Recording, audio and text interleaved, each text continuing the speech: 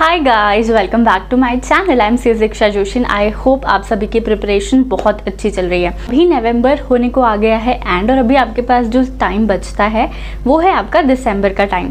दिसंबर में 21 दिसंबर से आपकी एग्जाम शुरू हो रही है। आई नो आप लोगों का बहुत ही पैनिक मोड ऑन है और ये बहुत नेचुरल है, मेरे साथ भी होता था, आप में से भी कई सारे बच्चों के साथ हो रहा है। अगर आपके साथ ये नहीं हो रहा है तो ये बहुत अच्छी बात है कि आपको स्ट्रेस को कंट्रोल करना आ रहा है। तो आज की इस वीडियो में हम बात करने वाले हैं ये जो आपके दिसंबर के जितने भी डेज आपके पास बाकी है ना, उनको आपको कैसे यूटिलाइज करना है, मतलब क्या स्ट्रैटेजी रहना चाहिए। तो आज इस वीडियो में हम बात करेंगे कि आपकी एक ओवरऑल स्ट्रैटेजी क्या होनी चाहिए।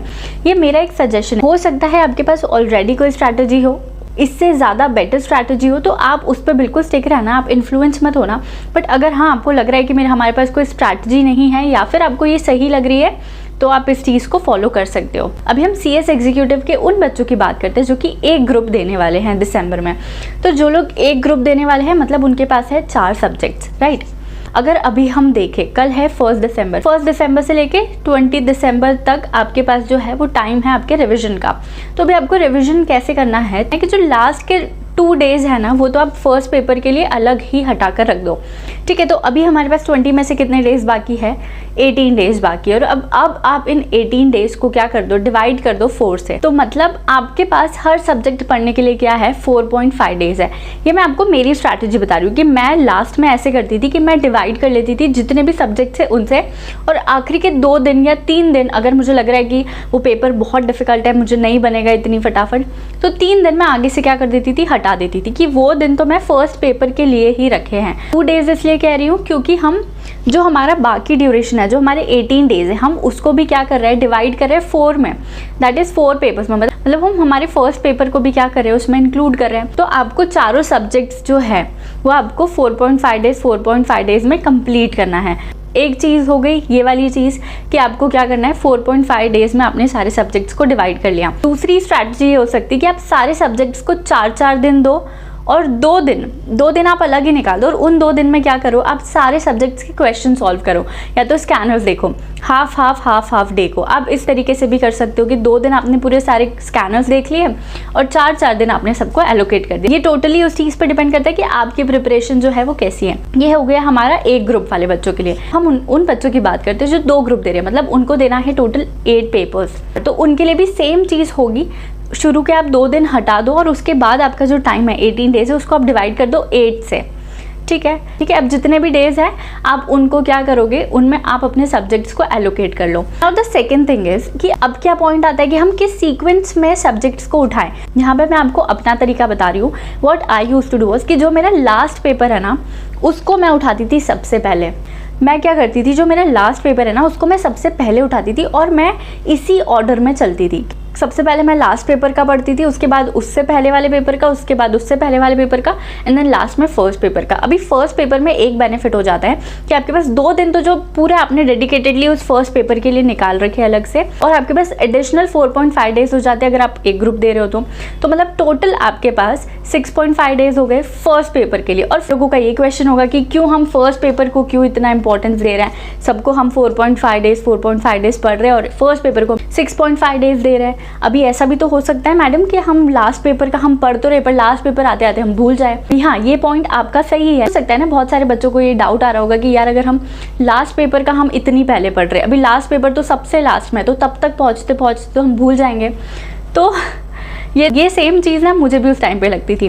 बट इस सीक्वेंस को इसलिए फॉलो करती थी क्योंकि मुझे लगता था कि अगर मेरा फर्स्ट पेपर अच्छे से चला गया ना तो आगे का एक टोन सेट होता जाता है। अगर मेरा फर्स्ट पेपर बिगड़ गया ना तो चीज़ें थोड़ी सी डिस्टर्ब हो जाती है आगे के पेपर्स में। तो इसलिए first paper is so important. आपका फर्स्ट पेपर बहुत अच्छा होना चाहिए अगर आपको आगे के पेपर्स को भी स्मूथली देना है। तो लास्ट पेपर का हम सबसे पहले पढ़ रहे हैं। अभी लास्ट पेपर तक पहुँचते हाँ बिल्कुल हम लोग भूलेंगे, बहुत सारी चीज़ें हम भूल जाएंगे, बट उस टाइम पर हमारे पास दूसरे सब्जेक्ट्स की कोई टेंशन नहीं रहेगी, दिमाग थोड़ा रिलैक्स रहेगा। और अगर आपके पहले के पेपर अच्छे गए ना तो ऑटोमेटिकली आपको लगेगा कि यार एक ही तो पेपर है कि चलो अभी पढ़ लेते हैं। अगर आप फर्स्ट ग्रुप दोगे तब तो आपको हर पेपर में फिर छुट्टी मिलेगी जब सेकंड ग्रुप का पेपर होगा। आपको ये चीज़ का बेनिफिट है कि आप उधर भी रिवाइज करोगे चीज़ों को।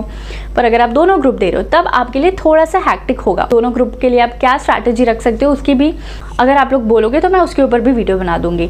बट अभी हमारा जो पॉइंट है वो ये है कि आपको शुरू करना है पीछे से। मतलब लास्ट पेपर का सबसे पहले, उसके बाद सेकेंड लास्ट पेपर का, और ऐसे ये जो सीरीज़ है आपकी कंटिन्यू होगी। आई होप ये चीज़ आपको क्लियर है। नाउ द नेक्स्ट क्वेश्चन जो कि आप लोगों से आ सकता है कि अच्छा हम ये 4 दिन, अगर हम 4 दिन पढ़ाई कर रहे हैं या 4.5 दिन पढ़ाई कर रहे हैं तो हमको कितने आवर्स पढ़ाई करनी चाहिए। तो अभी इस पॉइंट ऑफ टाइम पर तो मैं आपको यही सजेस्ट करूँगी कि आप जितना ज़्यादा पढ़ सकते हो, मतलब अभी कोई टाइम नहीं देखना है कि हमको इतने आवर्स पढ़ना है, इतने आवर्स ये करना है, नहीं, ऐसा कुछ नहीं। आप जितना ज़्यादा टाइम अपनी पढ़ाई को दे सकते हो वो उतनी ज़्यादा इफेक्टिव होगी। और पता है मुझे क्या लगता है, मतलब मुझे लगता तो है ही, पर ये एक फैक्ट भी है कि हमारा जो एग्ज़ाम के पहले वाला टाइम होता है ना, तब हमारा ब्रेन बहुत तेज़ चलता है। एंड इट्स अ फैक्ट, आपका ब्रेन बहुत तेज़ चलता है। जब आप पहले पढ़ाई कर रहे थे तब आप कैसे पढ़ाई करते थे? आपको क्लासेस अटेंड करनी होती थी, आपको फिर घर आके खुद का रिविजन करना है, खाना है, पीना है, थोड़ा इंस्टाग्राम चलाना है, फेसबुक चलाना है, दोस्तों से बात करनी है, सारी चीज़ें करनी है। आपके रूटीन में सारी चीज़ें इंक्लूड होती थी। बट अभी आपके पास ये सारी कोई भी चीज़ नहीं है। एंड ऑफ टाइम पे कौन बैठ के कोई वेब सीरीज़ देखेगा, कौन बैठ के गॉसिप करेगा? कोई भी नहीं करेगा। तो अभी जो आपके पास टाइम है ना, तो मुझे लगता है कि आपके पास बहुत एम्पल अमाउंट ऑफ टाइम है। तो आई बिलीव कि ये एक दिन आपके लिए 2 दिन या 3 दिन के बराबर हो सकता है अगर आपने उसको सही तरीके से यूटिलाइज कर लिया तो। Now one more thing that I want to tell you कि कल से आपका जो है वो फाइनल रिविजन शुरू होगा। कल है 1 दिसंबर। अभी आपके एग्जाम को सिर्फ 20 दिन बाकी, मतलब ये जो मंथ है दिसंबर का, that is your full and final month. अगर आप कल से आपका सारा प्लान शुरू करने वाले हो तो मैं आपको एक बात बता रही हूँ कि आप ना आज के दिन आज रेडी कर लेना कि आपको किस सीक्वेंस में पढ़ाई करनी है।